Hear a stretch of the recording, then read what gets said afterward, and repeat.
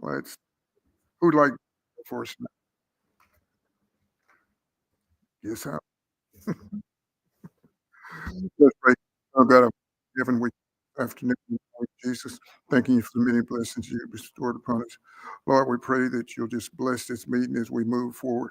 Bless each member here. We pray for the world and we pray for the country and its leaders. Lord, we know that we need you in times like these. So it's in the name of Jesus, we ask it all and thank you right now for all things. Amen. Let's do the pledge.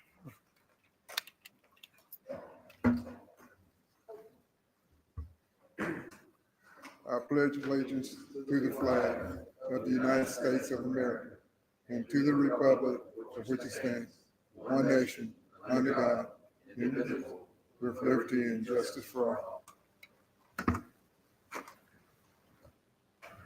No.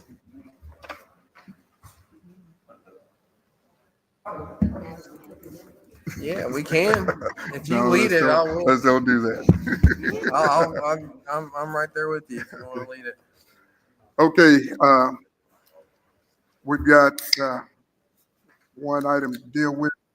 It's consideration of approval for a title change and increased full-time salary appropriations for PNC 3400-0418.1023 from corporal to alternative sentencing unit sergeant within the detention facility and funds fund budget. And the sheriff's got a letter attached to take care of, explain what he's trying to get. Yes, sir. Come on forward with a motion in a second, then we'll do that. What it is. Okay, entertain a motion. Motion to approve. There you go, motion by Micah, second. Ralph, okay, I want to give it to you. Okay, all in favor of the motion? Is there discussion? Oh, okay, discussion. So we have a position that takes care of all of our transport, all of our juvenile, all of our adult, every transport that we have, whether it be from the jail to the courthouse, from a ADC facility to the courthouse, from detention center to juvenile facility. However, we have one person that oversees all of that, and it involves several hundred transports, and it involves overseeing a lot of people. Everybody who's doing a transport, every vehicle that goes on transport, and that this position also oversees our road crews, the people that go out and work the road crews and everything. So there's a lot of supervision that goes with this position, and so it's really required to be a service position. And we're not talking about the individual lieutenant, although the individual that's in that position is excellent and they do a very good job with every task they're assigned to. And so what we're asked to do is change the position from a corporal position to a sergeant position. And I don't know the increase in pay, I remember it was about $3,000 if I remember correctly. And that will give them, they will fit into that box of supervision of so many people and that things of that nature.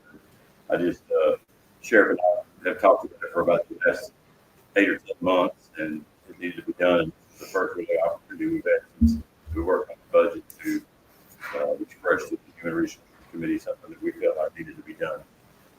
Yeah, very very important position, and it's increased dramatically since we first opened up the new detention center a little over 10 years ago. We're lucky to have the man that does it, and once again, his job description has changed a lot over the years. Very, very busy, incredibly complicated position. When you're coordinating all these different entities, all the courts, all the other detention centers around the state prison, he's also in charge of all those kind of transports. I think it's very much deserving of a rank of sergeant. This is something that occurs 24 hours a day, 7 days a week, 365 days a year. There's no set time when somebody's going to be transported back here. And, we travel all over the state of Arkansas to bring individuals from ADC back to court here for one reason or another. And so it's a pretty good task to try to make sure you have the right person matched with the transport that you're going to do. And this is something that we believe especially in the future, as we can only see more transports coming along. We expect to have this position as a sergeant due to the fact that they oversee so many individuals and vehicles and the care of the individuals that are being transported as well. Any other discussion? Yes, please. So I've had some good, I'm sorry, I've had some good discussions with Sheriff over here about him, about actually the person that takes on the role for this position right now. Hey, Sheriff, so with this position, did it start out with all these responsibilities or has he accrued these over the years? He had the majority of them from the start, but it's just gotten so much more complicated and so much busier. He also does the transports to the state hospital, which is taking up more and more time on a regular basis. And we used to have our own juvenile facility, and when we did away with that in 23, then that took added some more responsibility in having to transport those back and forth. So it's kind of done like everything else, and related to law enforcement in Garland County, it's kind of exploded. I mean, just looking at the responsibilities, it seems like it's very. There's a lot of moving parts, and after talking to the sheriff, it seems like this person in this position, Mr. Sewell. It seems like he's a pretty invaluable person for this position. So, we would increase the budget about $3,700 for this position in this role, and it seems like going from corporal to sergeant sounds like a good move for this position. And that from the detention facility fund, it won't affect the general fund in any way. Right. Any other comments, questions? Entertain, all in favor of the motion? Aye. Opposed? Or be forwarded on to the Quorum Court. We got any other business?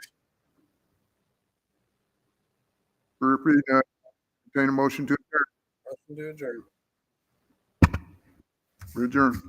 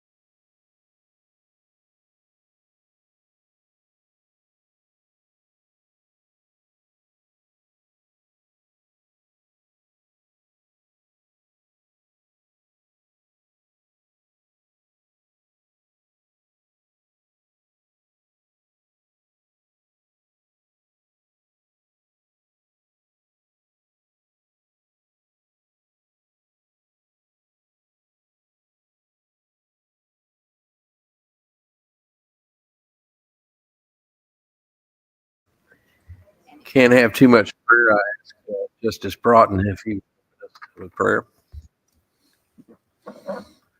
Lord, thank you for bringing us here together and help us to have wisdom as we discuss the going-ons in the county and how best to move forward. Give us wisdom in our decisions and help us to honor you. In the name of Jesus, I pray. Amen. Amen. Amen. And we have had a pledge. We'll let the pledge stand. Public health, safety, welfare, environmental, and our environmental services, public works, buildings committee, and public health, safety, welfare is a joint meeting. We had a holiday on the day we would have met for our buildings meeting. And so talked to the judge. Then I started thinking about how many new members wouldn't be here and get to hear about building projects and so forth. So I asked Justice Myers if we might have it on his committee day, and he said, let's do a joint. I said, let's do that. So, I want to hear from Judge Mahoney on building projects, things that are going on over there. There's many projects. There's one thing that he's brought up recently at the Terracotta is an ongoing project. You were chairman of this committee in 2018. We were meeting with Cromwell and having, PowerPoint and getting that started. And it's 2025. I think Dayton was 11 years old when we started meeting about terracotta. No fault of the judges, but if he'll tell us a little bit about how grants work, he can only do those projects, certain projects, as grants come in. You apply, and it might be a year or two, Susan, before you actually get that grant. So that's been piecemealed in. Other things, like we see our appropriations in whole, where you had the building from ARPA for this, and you do that project and you get it finished from beginning to end. But these historical grants seem to come in a little bit slower because that started on 2018 with terracotta and still waiting on grants to come and this and that to occur. So if you'll inform tonight a little bit about that, hopefully he can give us a little information on Senior Citizen Center. That whatever you can tell us, but he's talking to St. Vincent still, and that's very hopeful. And so if Dayton, if your committee, you have anything you want to add to the agenda, or No, just what you've talked about, and just an update from Judge Mahoney and Chairman Young. It's all yours. all right, let the one knows the most do most of the talking. So, Judge, tell us about the projects. Thank you to both of the chairmen for the opportunity to bring everybody up to speed on what we're doing here, at least the speed I know that we're at. As Jimmy referred, we started this project. Cromwell and Associates put a master plan together for the courthouse back in, I think it may have even started in 2016, and it's been going on that long, but we went through a dry spell there where we did not receive any AHPP grants for one reason or another. We had about 3 or 4 years where we did not receive any, even though we applied. They were not. It doesn't necessarily mean that you're going to get one, although we are engaged pretty heavily now with AHPP, and that is Arkansas Historical Preservation Program. So the courthouse is on what they call a historic places of Arkansas list, and it has an easement around it, and everything that's done in that building has to be approved by AHPP all the way to when we've put glass stuff in between the public and the individuals that work there. We had to go through the process to get that approved, even though we weren't using their funds. Any work you do to the outside of it has to be approved by them. So it's a pretty detailed process to go through, and thankfully Susan and Lane are very good about keeping everything for Lane, especially.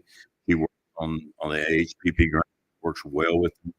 We apply sometime between November and January. I think January 31st is the cutoff date for having the application in.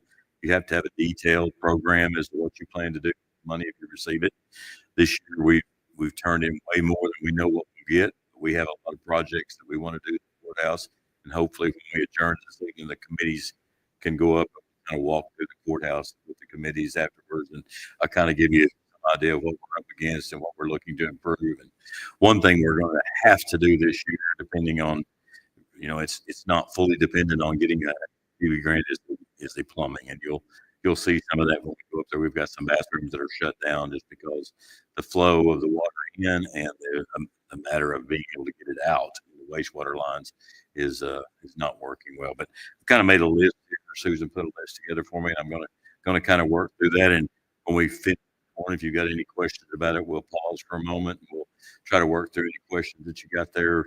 A lot of our projects are pretty deeply involved with things that I don't know 100% about, but some of the radio projects are pretty involved. They are fantastic projects, and a lot of them are getting close to finish. So that's just one good thing that we've got. But we've got a lot going on. So let's start out with the Senior Citizens Building. We've all had a part in that, or most of us have. And what we've done, we looked all over the city of Hot Springs for a building that we could perhaps convert to Senior Citizens Building. We haven't found anything that was satisfactory to meet the square footage that we needed, the location we needed, and the other items that were requested by Area Agency on Aging, who actually is going to operate that facility once it gets up and going, along with the Oaklawn Center on Aging is going to give us some help with our evidence-based programs. Currently, we're blessed to have the Union Missionary Baptist Church operating our senior center from there. 3 days a week they operate. They give congregate meals there. Our Meals on Wheels are still being operated out of the McCauley Center due to a forgiveness from CHI. They gave Area Agency on a little longer lease up there to continue to operate our Meals on Wheels on.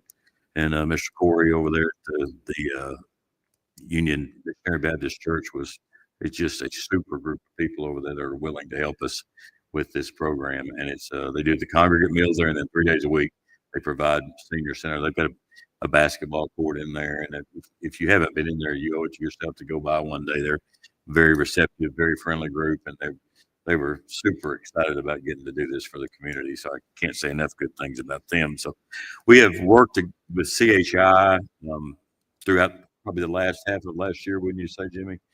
Trying to get a location, pinpointed a spot down on the corner of Nash and McGowan that looked like it was not in use currently. And so my grandpa always said a closed mouth never gets fed by us if they feel like donating that to us. And there's a pretty good process for donation through CHI. Some of you are very familiar with that. So we've had some meetings, some very productive meetings with Doug Ross. And then when he moved on and went to Arizona, we had to regroup a little bit, and Crystal, the new president out there, took over. We had a meeting, I guess, about 3 weeks ago that was very productive with her. She pushed really hard on the real estate part of CHI's team, and we've kind of pinpointed exactly where we want it to go. We've given them a layout of the property. That's what I kind of gave you guys this evening, guys and gals. We've got a property here, and it shows, you see like 12 and 24 on some green lines crossing a piece of property down there that's got some real light black hash marks on it. That is ideally where we want to put the senior center. If you go any further to the north there, you're going to get into a lot of excavation work because of the rise. You can see the contour lines become closer together. The little orange lines that are running from east to west are contour lines. As they come closer together, that means it's deeper there. So as you drop down towards the middle of that area, you notice there's an easement that goes from McGowan up through there, and it's marked easement. Then we have two 12-inch lines that cross it. Both of those are stormwater. We also have a 12 and a 24 and a 6 wastewater line that crosses there. So our goal is to try to stay away from having to move the wastewater lines, and hopefully we can get by with moving just one of the stormwater lines. You can see where its point of beginning is a green dot just to the northwest or upper left of the easement. We've got a title search going right now to find out exactly who that easement belongs to. We've checked with Energy. Don't have any paperwork that they have there. So we're doing a title search to see who that actually comes back to. I think we'll find out it's probably a City of Hot Springs easement for that 6-inch water main that goes up through there. If you'll notice, just to the east of that, just across Nash Street, we have a 6-inch water main there. Of course, the sewer is on site, so we've got everything we need right there. The design may not turn out looking just like the Pope County, but we will make it fit to this where it will fit in. It's least expensive. So once we get the architects on it and find out exactly where it can fit in here, we will do everything we can to make sure it's the least expensive preparation work, and then try to make our building match what the ground does there. But like I say, I assume probably by mid-year we should have answers on everything. The Lori, the real estate part of CHI, said it was a pretty lengthy process that they have to go through. I think they have to do studying on what the use is and who's going to be operating it, because it is still a Catholic based property that they have to go through the Catholic Church to make a determination of whether they can do it or not. I didn't hear anything negative in the meeting. I don't think they're going to do this. I heard a lot of positive in the meeting. It was a very good meeting. We set up to meet again probably next week or the week after. We'll meet again if there's been any progress. And Crystal was a very good partner on it. She was pushing very hard on them to try to get some answers and get us some information back as quickly as we can. So that's kind of where we're at. I was really hoping to have it finished by the end of 25. I don't know it's going to be pushing it for that size facility, but I do know that we've had some contractors reaching out to us about work otherwise. So I think the contracting work may be slowing just a little bit. We may actually wind up with a quicker product than what I'm assuming. But if we get for sure, once we find out for sure, we've already got our construction management firm in place. We've already got our architect in place. We'll probably need an engineer involved in this as well, and they'll probably hire one. But we can get it on the ground pretty quick as far as the layout, and then we'll go to work immediately, since we don't have to worry about the funding. Or they mentioned a 49-year lease is what they apparently. There's some parameters once you go over 49 to 50. I think there's a little bit of verbiage in there that they were trying to stay away from. So if we can do a 49 now, and when we get 30 or 35 years in, renegotiate that to try to include more. But if you can get 50 years for something and you're not having to pay for the use, I think that'd be great. And we'll also have hope to have some type of clause in there that if we're not allowed to renew the lease, that someone has first right of refusal on purchasing the building that's there. Probably, I would assume CHI would have first right of refusal on purchasing the building since it's on their property. But we'll work all that out in detail with the lease and do the very best we can with it. We don't have there's not a better contract attorney in the state of Arkansas than John Howard. So I think we'll probably have a good airtight way to do it. I'm pretty excited about it. I was actually, first year, I was feeling a little bit down about it because there had been not any movement, and when I reached out, it stirred things up pretty quickly, and so I think we're moving forward pretty fast with it now. So I'm pretty excited about that. Anybody have any questions about Senior Center or the operations now? Hey, Judge, that card sheet that you gave us, can you put that on the main screen for everybody else? I didn't have it downloaded. I just was able to get this and printed it off this afternoon, but I've got a couple extra copies here. If anybody wants to see it, let's just see one of us. It's at the corner of McGowan and Nash, and it looks like it used to be a baseball field. I think that's what it was. It was actually soccer, baseball, something there. There's a net in the corner of it down there, and so it's pretty easy to figure out where it's at. But we're pretty excited about that. I don't think you could find a better location to be centered. It's by healthcare. We can probably work out some type of services with the YMCA to be shared. I think it'll be an excellent location for it. So we're excited about that. Judge, I'm hoping the city will do a senior citizens token for special transportation, bus transportation from any part of town. And once they've got their special pass, I think they've already got something like that. Unlimited to that location and back to their, And what we mainly want is a dedicated bus route in front of it, right there where the bus stops and starts right there. And I'm hoping that we can get maybe 1 day a week, 2 days a week, something we could get some church participation where They run a church bus. They pick individuals, they take them to the senior center and leave them for the day. And they, come back and pick them up. We'll have some interaction in that manner. And I think you'll get a lot more use out of it if you offer that to the facilities that already have the people that need the services. Right. The Agency on Aging will Yeah, so they're actually contract anywhere else until we, they'll what they did this time, they actually put out for bid the work on the senior center, who wants to operate it. They didn't get any responses, and so Area Agency on Aging, as has taken over the surrounding counties. The CADC, when they dropped the surrounding counties, Area Agency on Aging picked all those up, and so right now they'll be more than likely be the operations here. They get the grant from the government if the grants are still available.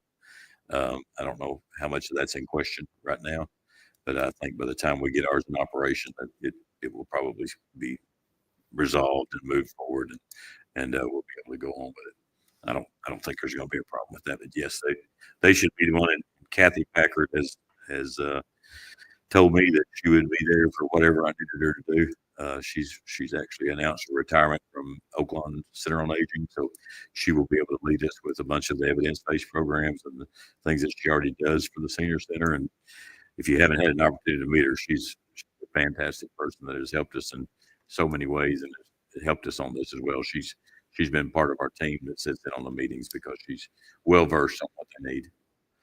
She's also going to help us with the layout of the building, the flooring, and things of that nature. I would think carpet to keep from falling. She said, well, some areas where you're going to do your exercises, you have to have a slicker floor where you don't turn an ankle. So she has quite a bit of information on that as well. So we've got a good team. I just think we just going to be as patient as we can. Be just difficult to look a gift horse in the mouth. So we will be as patient as we can and try to move forward with that. The next thing, courthouse renovation, the exterior of it. Right now, what we're working on is, as Justice Young said, the remainder of the terracotta. If you had a piece of furniture, they would call it dental work. It's around the top of the courthouse where the fascia meets the soffit, and it's actually made out of terracotta. And so in 2016 or 2017, a piece of it came off and fell to the ground.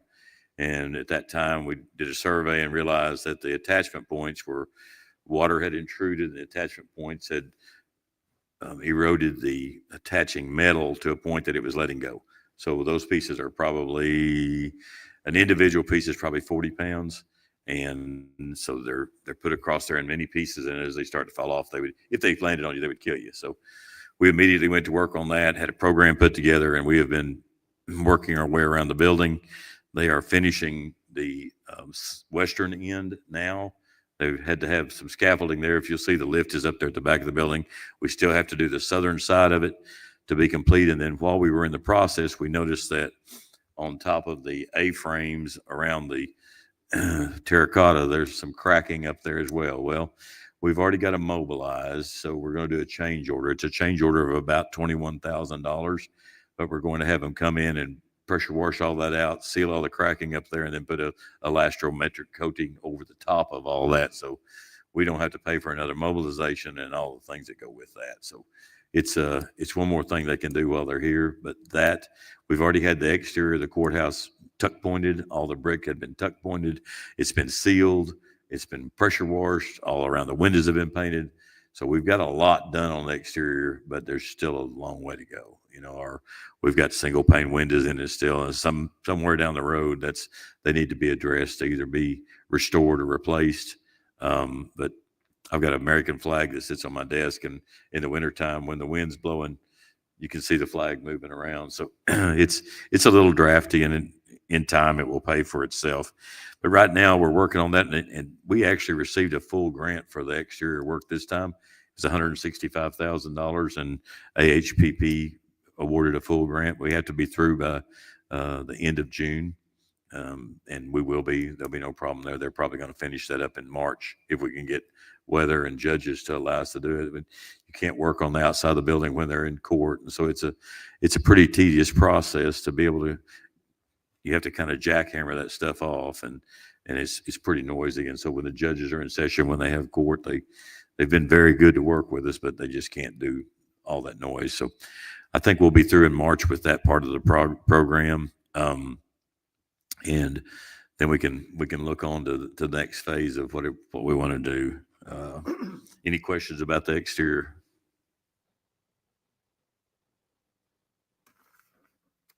Not that I can think of. Anybody else have any We've got questions some more on that? stuff about the exterior we'll get to in a minute, I'm sure. The courthouse HVAC, I don't have an exact count, but I would be willing to bet countywide we had over 100 HVAC units. And we've got some of them that are we had some until last year that were dated 1986, 1987. We just did 1886 would be something, wouldn't it? And we just got through doing the tax collector. We just got through completing the tax collector's office. That was a library when it was constructed. And so when they came in and put walls in for individual offices, they didn't account for airflow. So Rebecca had places in her office that had no air, no heat. And so in the certain times of the year, you'd have to have fans set up, whatever. So we completed that last year. We replaced all of the HVAC units and went back in some areas with mini splits, so it would take care of those areas in her building. And you know that we've got money in the budget to try to do some work to her building. Her windows leak.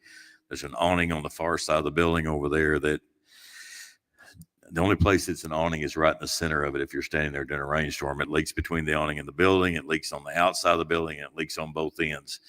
This past weekend when we had all the ice, I came up here and there was a row of ice about this tall where it had leaked between the building and came down. And we spent most of the morning on Thursday morning trying to break all that stuff out. And I know it's just a matter of time till it gets enough weight up there that it's going to come loose from the building. So that, and then if you look at the outside of it, they're not really structural. I always thought they were structural, but there's places that go up in between the windows and they kind of stand out away from the building. And it's kind of a design from the 60s, I guess, probably.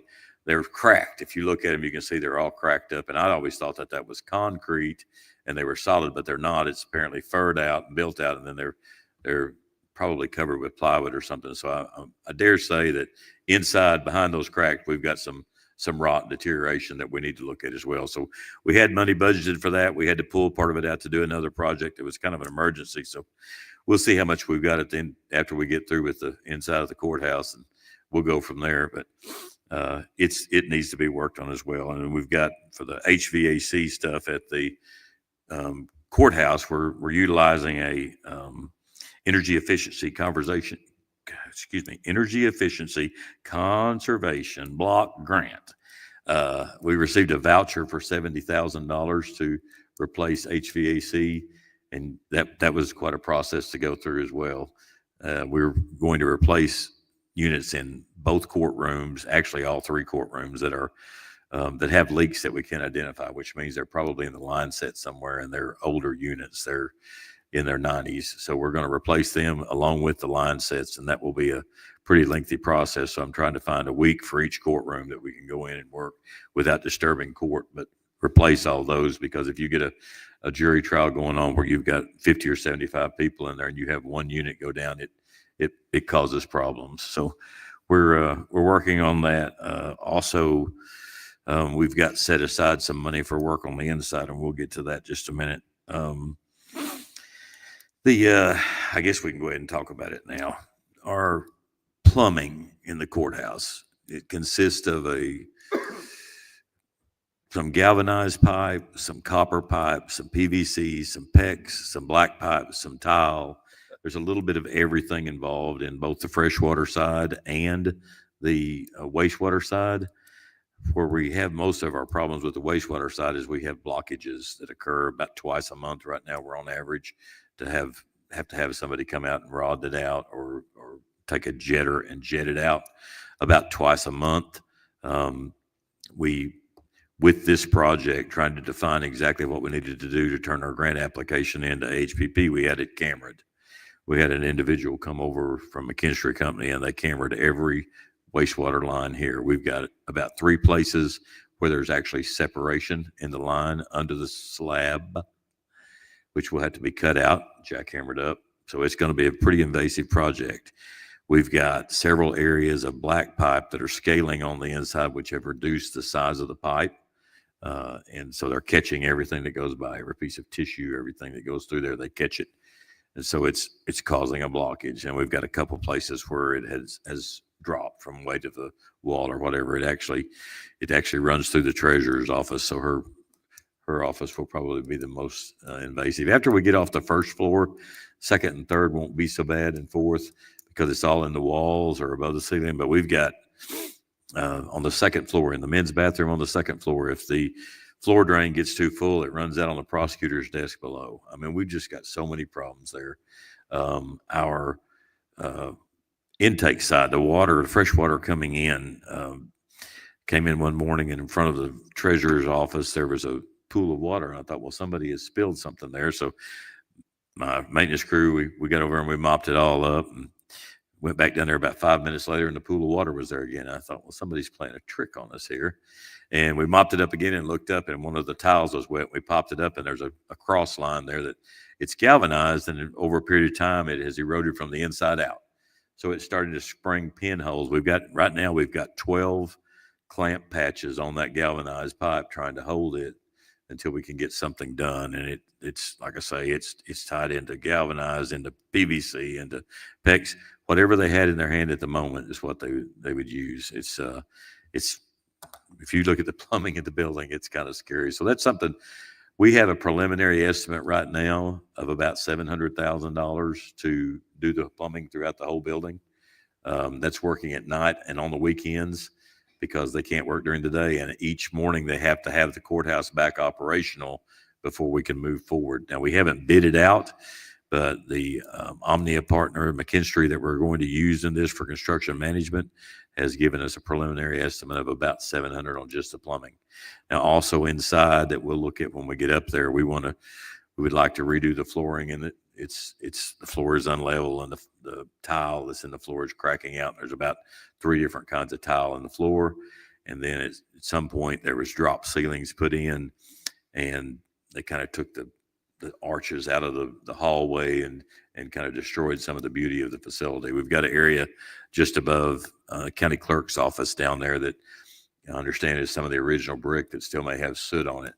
And I noticed when I was at the Capitol last, when they built the tunnel underneath the road out there, that they preserved some of that behind glass brick that was actually part of the original Capitol in the lower units. So kind of thought that might be unique to have that, but it's really a beautiful old building. It's not been, it's kind of been let go. And there's a few things on the first floor there. When you come in the entryway, you come through the sliding doors, and there's another set of doors there that our bailiff sits behind. And really, those set of doors need to come out. We need to have some type of hardened seating area there, maybe something this height that's hardened.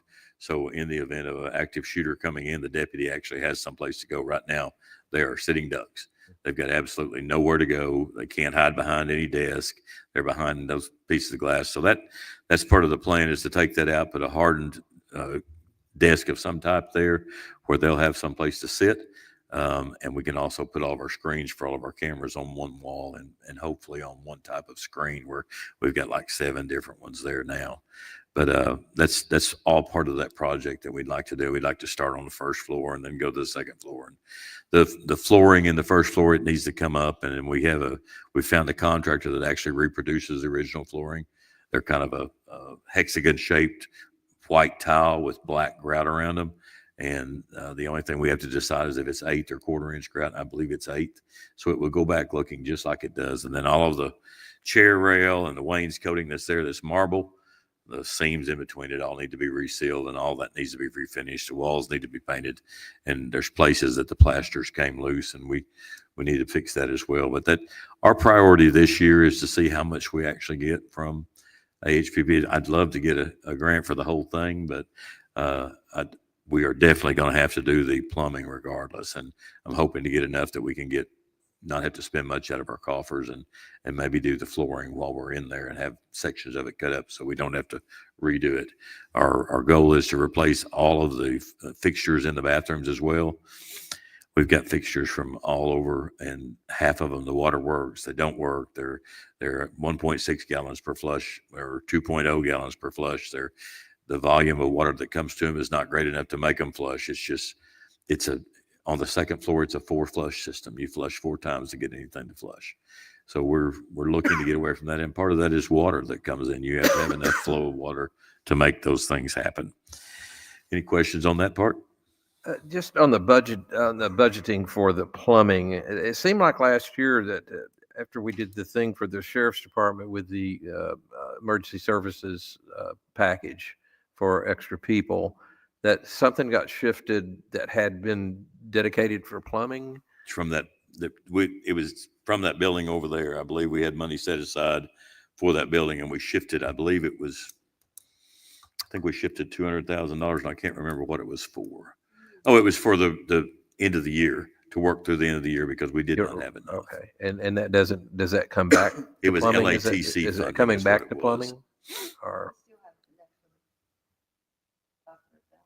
it was LATCF funding is what that was, which is money we have. And so we used that money to offset the cost because we weren't going to have enough to make it to the end of the year. Mm-hmm. We used that money to offset the cost so we could hire quickly. And then we still have $500,000 in the LATCF fund, it's not recurring. okay. So how far off do you think it is before plumbing can be started? The plumbing that was money that was budgeted for the repairs of that building over there. And we budgeted $500,000 this year from our general fund balance to try to fix the plumbing up here. Sounds like it needs to get started ASAP, doesn't it?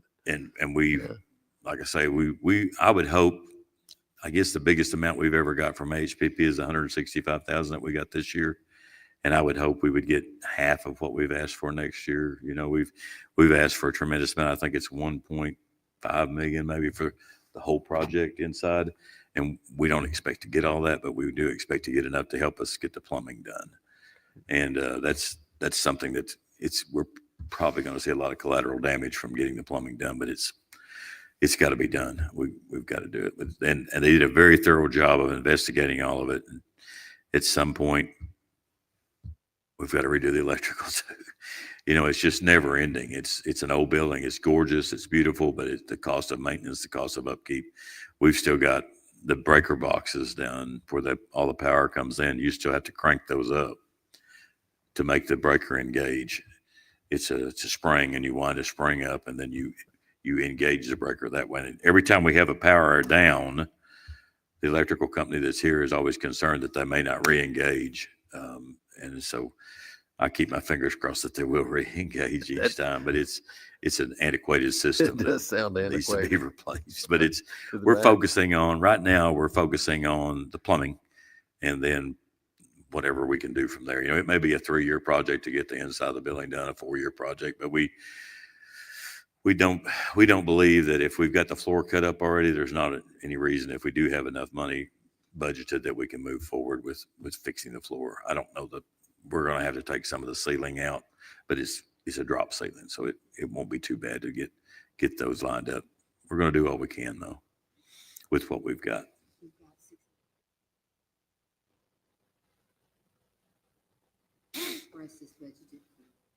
Yeah.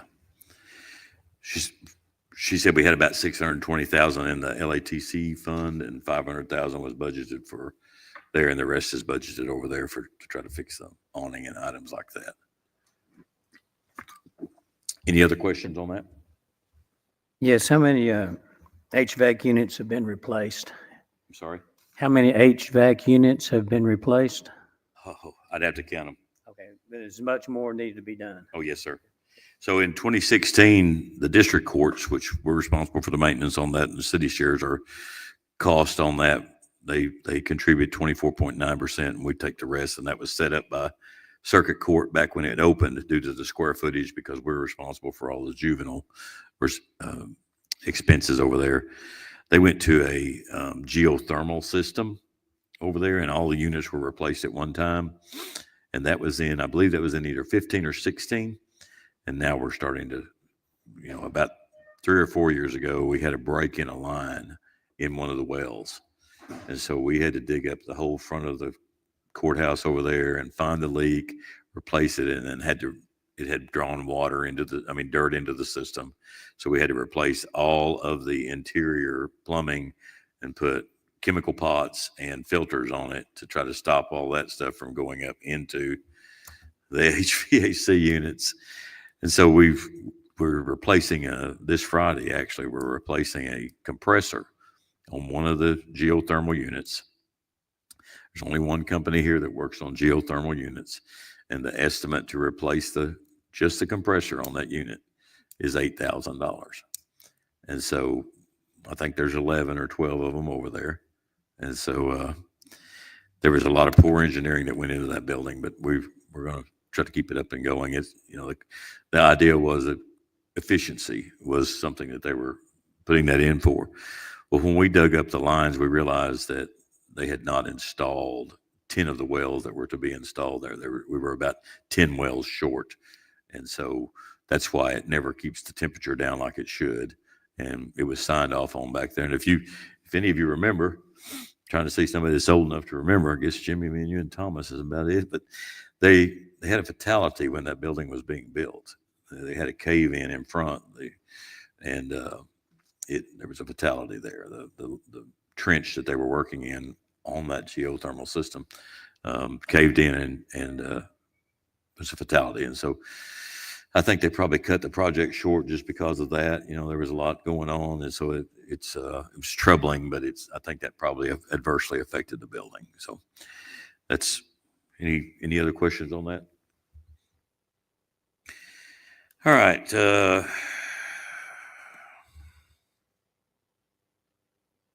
Plumbing, we've been through.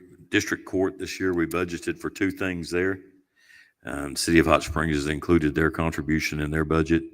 One is replacing the carpet in the building. It's original carpet that was in there in 2004, and down the hallways, it looks like a wave. It's got so much wear. I'll have to give it credit. It was good carpeting, but it's high traffic, but it is really wavy. You can't clean it because it's so thin.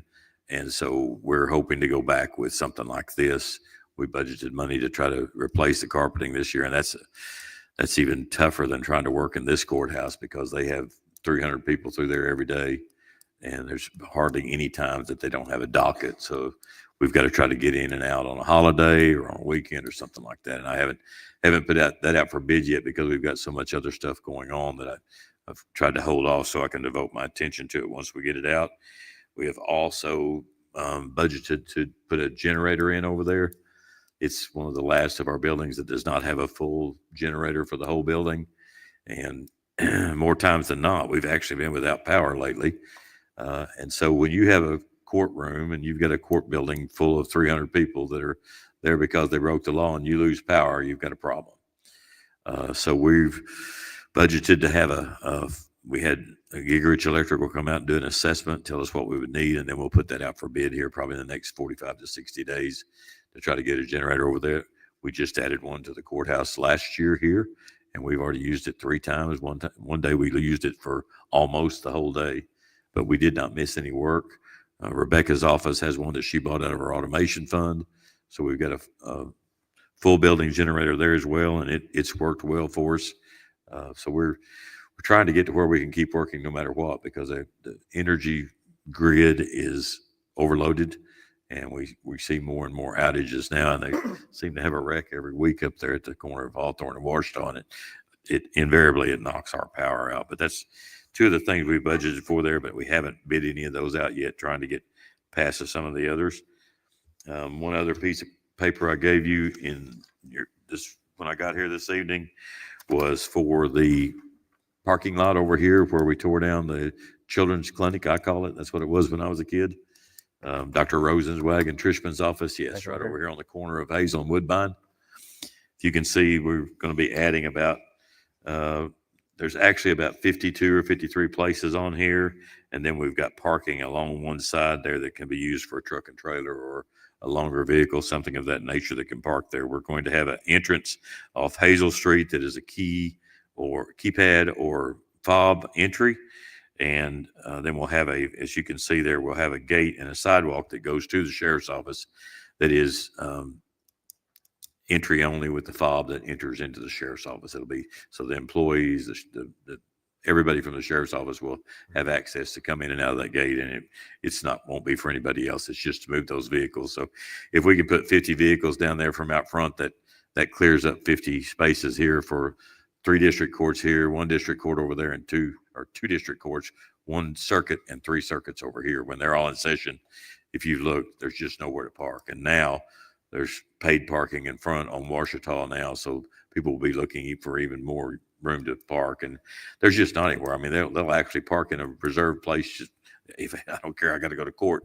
If I get towed off, I get towed off. But that's I've been working with Michael Baker on this, and we've changed it several times. And as you can see, there's a couple of lights in the middle of it there, then 1 on the end, so we'll have good lighting, curb and gutter all the way around. We'll have the same fencing that we've got around the sheriff's office lot under the building. It'll be barbed wire with concertina wire on top of it.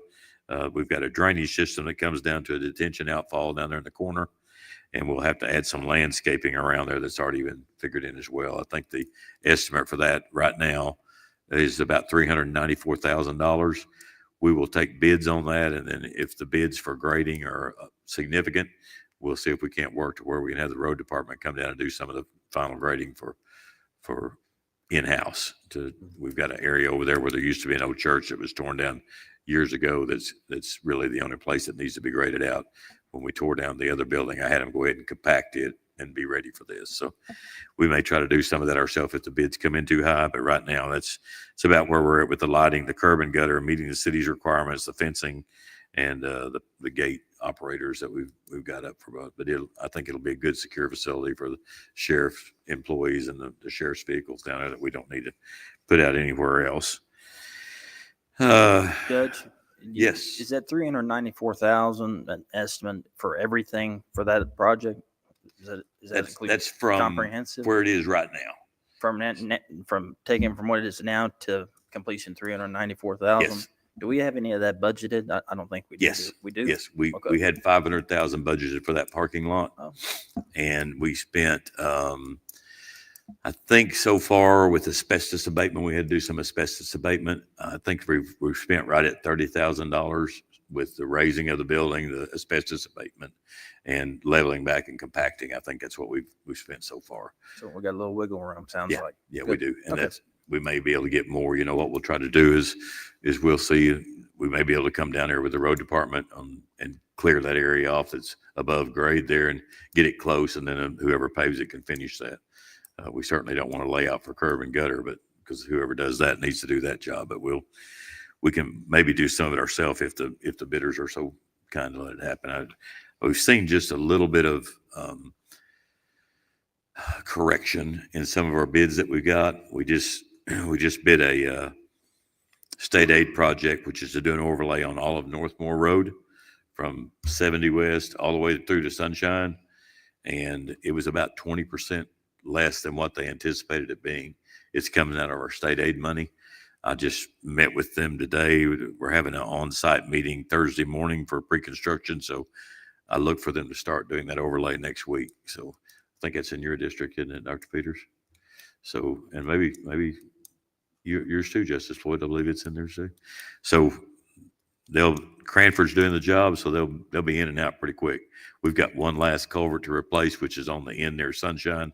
I think Tony and his crew are going to try to do that Wednesday, and then we've got everything else done. We've already replaced the rest of the culverts, and we'll clip it. They're going to use reflective painting on it. This year in our bid project sheet, where we bid out for our asphalt and our striping, I'm including to get a bid on the reflectors that go between the center lines.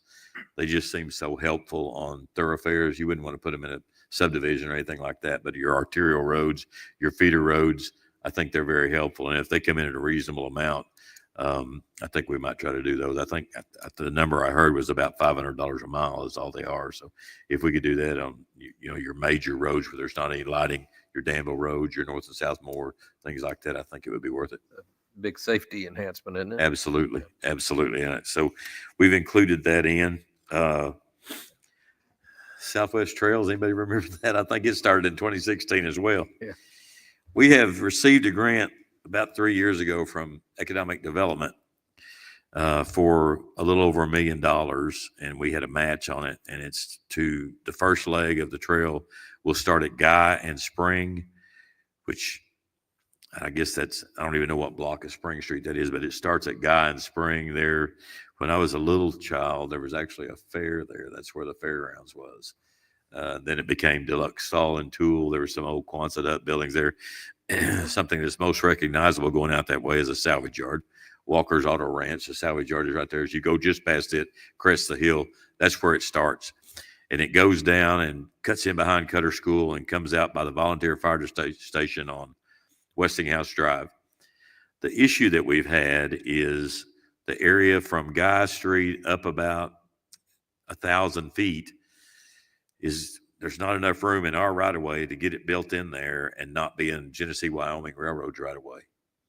And thanks to Congressman Westerman, I have had a conversation all the way up to the vice president of Genesee, Wyoming, to try to get us a variance there and build a retaining wall, put Jersey walls up, tree line, whatever we needed to do to be able to use part of their, and it's a dead line. I mean, they use it for storage. It's not a live line.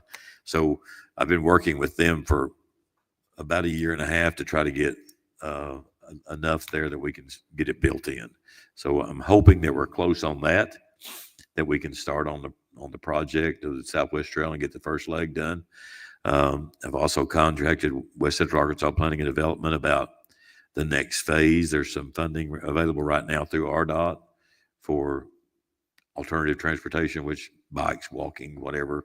They could take it from Westinghouse Drive over to the new expressway. That would all be on Old Railroad right away. So if we could get the Old Railroad right away donated from Genesee, Wyoming. It goes, I'm familiar with that property because I know the owner. It goes all the way right through there. Yes, it does. I guess we'd have to go underneath the bypass.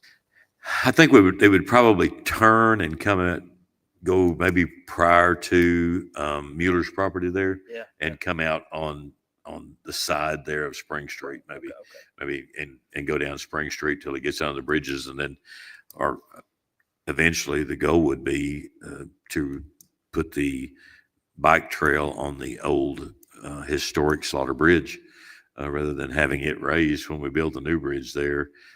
Do a little refurb on it, get a grant from somebody and do some refurb on it, leave it in its state that it's in, so it looks natural. Larry Rainey had mentioned one time to try to do cover over it where it would be a covered place, but have some information there, what took place there, the events that took place there. It would be a point of interest along that trail. And we're probably 12 to 14 months away from bidding out the replacement for that bridge. And the new bridge is on the Federal Bridge Replacement Program, which is it's 80% federal funds, 18% state funds. We only have to pay for 2% of that bridge and our utility movement and our right-of-way acquisitions, which will be minimal there. But the new bridge will align with Bartee Trail and go across at an angle, so you don't have the 90 degrees on each end of the bridge, which will be huge. But we've had the design done on it for quite some time, and I talked to state aid last week, and they said it would probably be 26 before it went out to bid. But it's probably easily a $5 million bridge. It's a huge project. Okay, so we're not looking at condemning anybody's property or anything like that, are we? We haven't had to do anything. The area that we get from, if we can get it from Genesee, Wyoming, which is a railroad out there, if we can get that property, it's going to be the biggest part of it on Spring. Then I think we've got 5 properties that we have to just go across the front of next to our right of way. And I donated the other part off of my property to go from behind Cutter School out to Westinghouse Drive. Because it's over on the edge of the road. Over on the edge of my property. I've never seen it before. And rather than trying to take some from somebody that's trying to develop it, decided it would be best if I That's just done it. something I wouldn't want to do, try to take somebody's property. I understand that. We don't ever try to do that. We've worked hard. You can ask John. I spent about 6 months and a lot of re-engineering to stay out of a young man's business that he had just started, a Fat Rabbit Farms. You know, you're familiar with them. We're replacing a bridge there, and it was going to adversely affect his operations and super nice people and they're small business owners. And so we made some corrections and changed the bridge up a little bit to keep it off of him. And we're not going to, we bought maybe, I don't know, about a third of what we would have had to buy from him. And he's very happy with it now, him and Rebecca. They're all for it now since we've made that change. But we have not taken any property by that means. We've had some donated to us and we've bought some, but we haven't had to do any of that. Justice Anderson, for what it's worth, we have had one incident where we actually had to condemn a little piece of property, and that was because the property owner had died and we couldn't find anyone to purchase it from.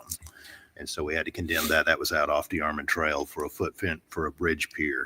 And then subsequent to that, we found the property owners and ended up paying them the value of it. So other than that, all property acquisitions for all county projects have always been by purchase and voluntary agreement. And we don't plan to, Justice Anderson. I hope not. We may have to build a bridge over some of that property, but we're not going to do. Safe room grant, in 2019, we applied for a mitigation grant, FEMA mitigation grant to build a safe room over here for our staff to be an emergency operations center in the event of a disaster. And it goes, if you look at the front of the sheriff's office from the courthouse, there's a little inset at the Sally porch right next to it, and then there's an inset and then the glass going down the front of the sheriff's office. It's designed to sit right in there and be even and just look like part of the building. And we had an engineered estimate of $568,000 in 2019. We applied for a grant. We received it, and COVID hit. We have bid the project out 4 times so far, and in each time it's been over $1 million. We've bid it with construction management. We've bid it without construction management. We've bid it every way possible, and it keeps coming back. So what we have done is reapply for overage from FEMA. Now, about a month and a half ago, it sounded real good, like we were going to probably be able to get that. I'm not too sure about right now. It goes through West Central Arkansas Planning and Development. They're the ones that applied for us, and the whole operation kind of goes through them because it's a mitigation grant. So we're kind of in the holding pattern right now to see where we go with that. But it's been ongoing for this. I looked at the records.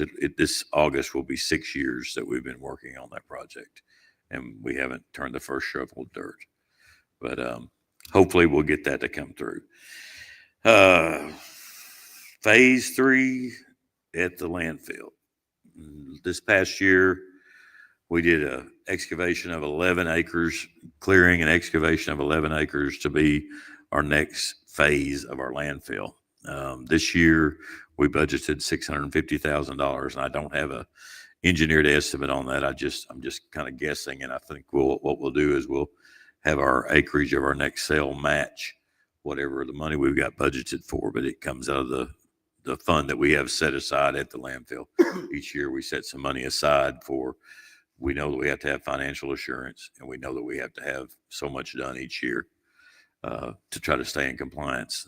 This year, the new thing is in September, we installed what they call piezometers, and they are, they're bored into the ground. You have a company come out and bore, and they take samples all the way down, and then they tell you where to set your piezometers, and they're water measuring devices. The rule says that the groundwater level must not be less than 5 feet from the top of the liner. And the liner is usually about 18 inches deep. It's a clay liner is what we've used to date. You go in and you build your cell and you get your liner in there, and then those piezometers are set just outside that. And so the water cannot be within 5 feet of the top of the liner. So we have to have 12 months worth of reading of those piezometers. We have to hire a company to come read them once a month. And then we turn those readings in at the end of that 12-month period to ADEQ, and they tell us if we've got to do something different. Now, what I plan to do is probably in June or July, since it's the dry season and the best time to do work like that, is go ahead and let the bid to try to get a cell started. And we get that cell built, and then if it's 12 or if it's 16 months on our approval of our piezometers, because we'll know we'll have the readings from. And so far, we're in very good shape as far as the depth of the water. We'll know what our chances are of being approved or denied. We've met every other requirement. It's just they're a little slow to respond to us over there at times. So I'm concerned that we were going to run out of space before we get the new one built. But what I want to do is get it built and have it ready the minute they tell us we can move on to it, to move on to it. And I'm also going to try to do as large as we can this year to keep from having to revisit this as many times as we have to revisit it. You know, if we can do a 5-acre sale and not have to go back in 3 years to ask again, if it stretches it out to 5 or 6 years, then that's one less time we have to go back and revisit and fall under some new regulation.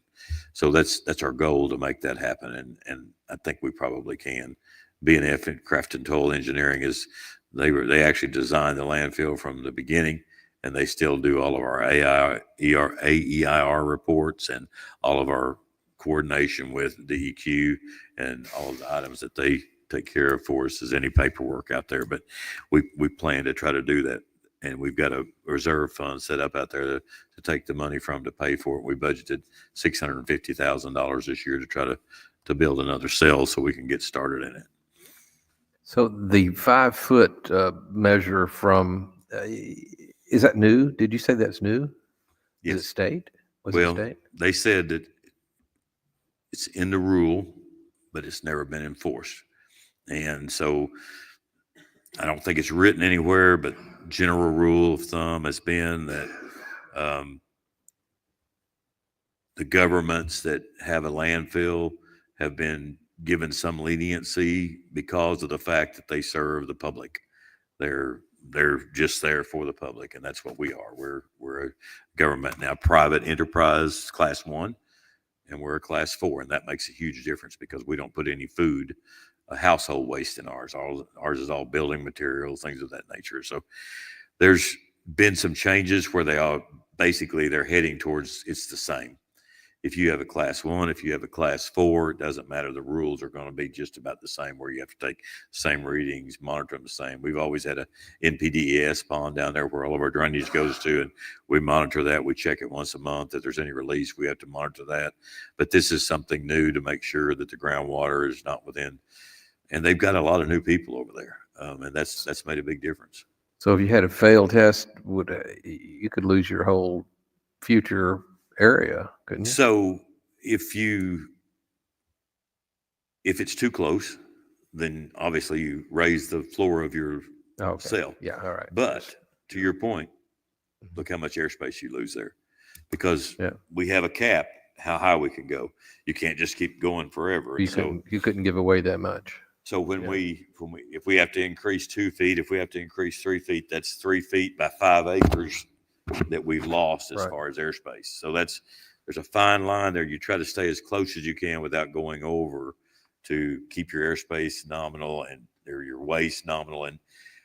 And we were at about 60 years of use left, and we dropped down to about 38, and now we've came back a little bit. We're in the 40s left of use of that landfill, and it's got 5 phases to it, and we're just on the 3rd phase. But the use of it has sped up so much lately, and that's why we've done the rate studies and started trying to adjust our rates so that we can be keeping up. Because right now we're like a coffee shop that sells all of its coffee in the first hour of being open, and you don't have any more coffee to sell. So we've got some adjustments to make over the next couple of years to try to see that. And of course, as you are well aware, and the September of 26 is a renewal for the landfill in bauxite, and January 1 of 27 is a renewal for our house-to-house collections. So those are going to be things that play greatly on the pricing that we have at the landfill and what we charge for house-to-house. I have had a lot of interest in our house-to-house collections. We've got probably 5 companies that want it. I would like to stay with someone local if there's any way at all possible, because I have a fear of going with the corporate entity. So we always try to write our parameters for our bid product that we want somebody that has a residence here, that lives here, that operates here, that's part of Garland County, to do our house to house, because I think they have our our constituents' best minded interest. And I don't know that a large firm would have that. And I think it helps you to control the cost as well.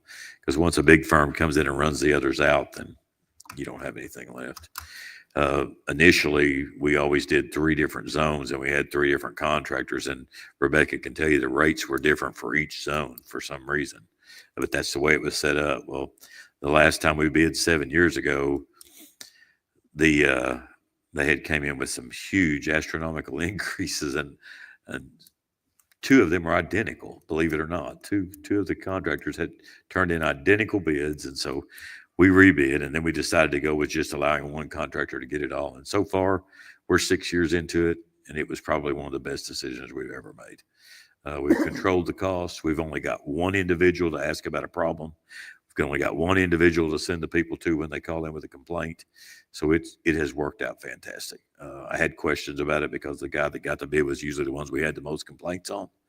But they've done a fantastic job and continue to do so. Let's look at some of our last things here. 70 West Transfer Station. In April of 2023, we had a fire there caused by a battery in a trailer of trash, and it burned the interior and the office of the station out there. Now, I don't know if you're familiar with them. They're just kind of a big building with no doors on them. They've just got some big open air areas out on the outside, and then they have an office that comes off of them, and they have a big pit. You drive the tractor trailer into there. The house-to-house collection people, Town and Country comes into that area, and they dump the trash out. And then we've got a piece of equipment there that picks that trash up and puts it in the tractor trailers, and we haul it from there to Bauxite. And repeat the same thing, repeat the same thing, repeat the same thing. ADEQ requires that to be undercover. So after it burned, we moved to the landfill at the transfer station there to try to cover everything. And we were overwhelmed within 2 days. So we went out, and I had a electrical company come in and provide us some temporary power. We bought a camper for $20,000, set it up out there for an office and a place for people to have their lunch, put a porta potty out there, cleaned everything out, and started reusing the burnt facility. The roof was still on it. The sides were still on it, but it was just burnt up. It was safe. We had an engineer come and check it. It was safe. We kept using it. And so when we drew up the plans to rebuild it, we decided that due to the growth out 70 West, we were a little shy on space in there anyway. Sometimes we would wind up with a mound of trash that almost reached the ceiling. So we decided to build another facility right next to that one that's exactly the same size, move our operations into it, tear the old one down, and go back with another one right there. So we wind up with twice the space, but we never have to stop operating. So we are about 70% complete right now on the new side. Sometime in mid-March, we expect to move into it and be able to operate out of it while they do the demo on the old part and build it back with the office. So I'm hoping by November, before cold weather gets here again, those folks out there will have some place to operate out of. But it's coming along very good. We're pretty happy with it. The AWIN Redundant Connectivity Project, Bo knows as much about this as anybody. He's had his hands right in the middle of it. When we built our radio system out for our public safety, we built all we could build. We only had so much money, and we built absolutely everything we could build. And not long after we went live on the AWIN radio network, one Tuesday morning after a holiday on Monday, we came in about 7:15. All of our screens on our CADs went blank. Radio communication dropped out. We were still trying to talk. Deputies were still trying to talk, couldn't talk to each other, and there were a bunch of big red X's on all of our screens. Within 7 to 10 minutes, it all came back, but that, come to find out, that was by luck. So here's what had to take place for that to happen. Magnet Cove, which is our link to the main part of AWIN, on the Saturday of that holiday weekend, suffered a failure. And the water pump, I believe, went out. The power went out. That's initially the first thing that happened. Entergy's power went out. The generator picked it up. We never knew. AWIN at that time was not monitoring it close enough to know what had happened. It picked it up. We ran. Nobody knows any different. So Sunday evening, the generator water pump went out. And so it ran till it got hot. And once it got hot, it shut down. So we went to battery backup, which is it's the next thing we go to. We went to battery backup and it stayed live until 7 o'clock on that Tuesday morning when it shut down. Well, come to find out, Entergy had received a power out there on that Tuesday morning. They were en route, and Mid-South Communications got en route too when we called them and said, hey, we've got nothing. The deputies didn't know they weren't talking to us. We didn't know they couldn't hear us. We started immediately trying to find a workaround to make it all work good. And Entergy just happened to be there and turned the power back on. So we were down maybe 7 to 10 minutes since we were down. But at that point, we had a meeting with Motorola and A-Wing and everybody else and said, hey, this can't happen again. So we've only got one path out of dispatch. Our dispatch calls go from here to West Mountain to Blowout. Am I telling that right, Bo? So if West Mountain fails or Blowout fails, we've got no way to talk from dispatch. We can't. The sheriff's office people, the fire departments, nobody can reach us. We can't reach them. So this year, we're going back with redundant connectivity. Not only are we're going to put a link from dispatch to Jack Mountain, so we've got a connection to the south part of the system. We're also going to tie all of our spurs together on our system so that we've got a loop, and we're going to have a geo-redundant prime connective spot on Piercy. So we'll have 3 ways to talk out of dispatch rather than just one. We want it with 4. So we're going to have, if we don't have connectivity, there's a major problem. But we're in the process of doing that right now. We're using ARPA funding to do that. We're at about 1.3 million. The parts are mostly in for that project. They should be starting on it pretty quickly. I don't look for it to take a real long time. The last thing we're waiting on is the structural analysis of the existing towers that we have to try to make sure that they're going to hold the microwaves when we put them on there. We've worked out an agreement with the city of Hot Springs. We're actually going to use some of their equipment they had for their system, and it's going to save us about $120,000 a year, or initially, and then they're going to use our building that we've got on West Mountain as well to house some of their equipment in that we purchased in 2016, I guess, and put up there. But it'll be a savings of about $120,000 to Garland County by using some of their existing equipment. The DBAs with the school districts, they're BDAs, they're bidirectional amplifiers, and this has been Bo's baby since the word go, and Motorola's actually asked him to come to Dallas in May and do a presentation for a pilot program for doing this across the nation. We're one of the first, if not the first, to equip our schools in the county with amplifiers for radios. We did a test before we did this, and inside the buildings at absolutely every school, they rated which buildings had what signal strength in there. And there were several buildings that you couldn't talk out of. It's say the sheriff was in a building at Jesseville and he needed to reach dispatch because he had been shot. There's no radio communication inside the building. So these bidirectional amplifiers, when you put them in there, they boost that signal and get it outside to another antenna, which gets it here. Now, Uvalde, of course, brought this to everybody's attention, the Uvalde incident when they couldn't communicate out of the building. What brought it to our attention was the tornado of January 3rd of 2023 in Jesseville. We had people on site and they couldn't talk to each other. They couldn't talk out of the buildings. They couldn't even talk on the street in front. So we started working on it right then, and this is what we've came up with. And we used our American Rescue Plan money to partner with the schools so that they would have some skin in the game. We did a grant program with them. We're paying 75% of the cost. They're paying 25% of the cost. And this will make the participating schools, we've got 5 that participated. Lakeside has not, and Fountain Lake voted not to. I'm still not sure if Lakeside's going to or not. They may, but Fountain Lake voted not to. The other area schools couldn't be happier with it. The first one we did was Jesseville, which we felt it was going to be the most difficult. And there is not a place on that campus that you can't talk on a radio right now. And I'm talking about a portable. and even as far up as where the Forest Service has a place to the north of there, you can talk that far off of that system.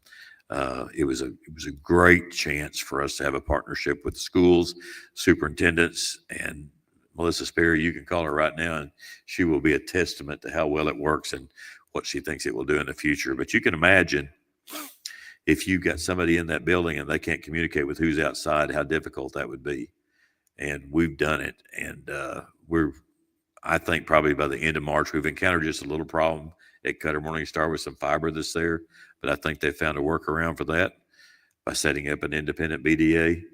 But this is something that you're probably going to see nationwide. You can know that Garland County had a foot in the beginning of it, because it's something that I think every school should have it. If I had children and they were going to a school, I definitely want public safety to be able to talk out. And every Garland County school now has their own police force, and so they couldn't talk out. And that's the next stage of this. We're bringing those police chiefs on the AWIN system as well. So when the sheriff's office arrives, that police department can communicate on the same radio with our sheriff's office, our volunteer fire departments, EMS. Everybody is going to be on the AWIN system. And Bo has gotten all the stuff through the AWIN committee to provide for those schools, saved them a bunch of money, a bunch of time, and he has done a world of work on trying to get their templates set up to where they'll have exactly what they need.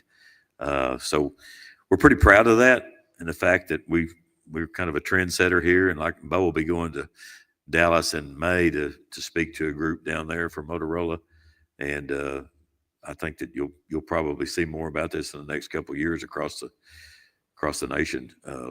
Some of them have went a step further, like Hamilton School is putting automatic lockdown, things of that nature on their doors. Of course, they're a big school, but they're super happy with it, and we're pleased that we were able to use some of our rescue plan monies for a worthwhile project like this. It's something we all needed. That's all I can think of right now. Not too much going on, but anybody got any questions? No, but to that last comment that you used the rescue money, and I want to just say to everybody here that some of you are new, I think the thing I'm proudest of you is how you use that $19 million. I'm telling you what, I don't think it's a heck of a stretch to think of the ways you have applied that.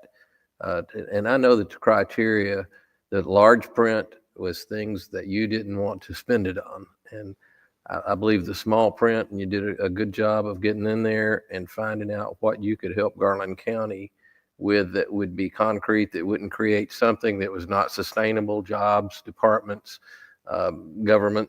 And you helped in so many ways with that money. I appreciate that. Thank you, Justice Young. Thank you very much. Judge, I just had a question. I meant to bring this up earlier. I forgot. We back about 3.5 years ago, you purchased that property, or the county did, over there on West Grand. That's all being leased out. One of them to a very good tenant. But what we're doing with the sheriff's office parking should alleviate a little bit of the problem that we have with district court, and that shouldn't be anything that we have to look at in the near future as far as demolishing those buildings, correct? Yes. So what Justice Myers is talking about, we've purchased a few pieces of property, and I'll go back to the first one we purchased, which is where the public defender is. For, 26 years, Garland County rented a property to keep the public defender in. And we had an opportunity to buy a property to put them in. And I think we were paying $26,000 or $27,000 a year when we bought that property. We went in and did the rehab on it ourselves. Myself and the maintenance crew went over there and did all the painting, all the repairs, the window fixing, the flooring. We did everything. And I think we wound up with about $185,000 total in that building. And the public defender couldn't be happier. And they've been over there ever since, and we moved out. And I had to have a very serious, long, sad discussion with a JP member who we were renting from for all those years.